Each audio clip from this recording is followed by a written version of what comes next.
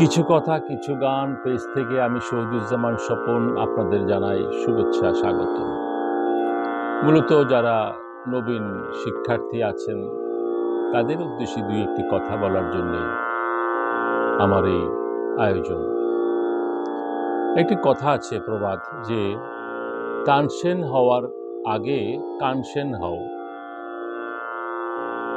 অর্থাৎ তানসেন ছিলেন একজন বিখ্যাত সঙ্গীতজ্ঞ, সেই সম্রাট আকবরের আমলে। সেই তানসেন এর উদাহরণ এখানে আনা হচ্ছে এই জন্য যে অত বড় গায়ক হওয়ার আগে ভালো শ্রোতা হও। এখানে শ্রোতার কথা বলা হচ্ছে এই জন্যে যে বেশি বেশি শুনতে হবে প্রশিক্ষণার্থীকে। সেটা হচ্ছে যে 60% তার শোনা, 20% তার নিজের প্র্যাকটিস, আর 20% হচ্ছে তার উস্তাদ বা গুরুর দিক নির্দেশনা। এইভাবে কিন্তু শতভাগ। তাহলে শোনার উপরে অনেক বেশি বেশি গুরুত্ব দেওয়া হয়েছে, যার জন্য বলা হয়েছে যে তানসেনের আগে কানসেন হওয়া। অর্থাৎ তুমি বেশি বেশি শ্রবণ করো, কানটাকে পাকা করো। একটা জিনিস যখন বেশি বেশি করে শুনবেন শিক্ষার্থীরা, তখন কিন্তু সেই জিনিসটা তার মস্তিষ্কে গেঁথে যাবে। মস্তিষ্ক গেঁথে গেলেই কণ্ঠে সেটাকে ডেলিভারি ভালো দিতে পারবে। যার জন্য আগেও বলেছি যে মেধার খুব দরকার।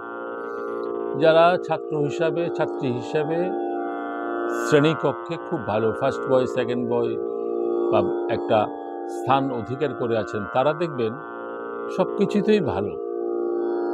খেলাধুলায় ভালো, সঙ্গীতে ভালো, ছবি আঁকায় ভালো, স্পোর্টস গেমস সব কিছুতেই তারা ভালো করে রেজাল্ট করবে, কারণ মেধাটার খুব বেশি প্রয়োজন এখানে।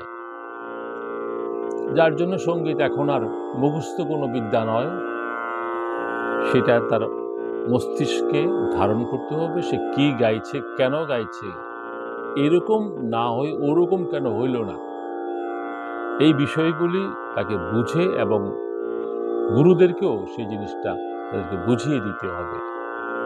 তাহলে সে অটোমেটিক্যালি নিজেকে যোগ্যতম শিল্পী হিসাবে, শিক্ষার্থী হিসেবে গড়ে তুলতে পারবে।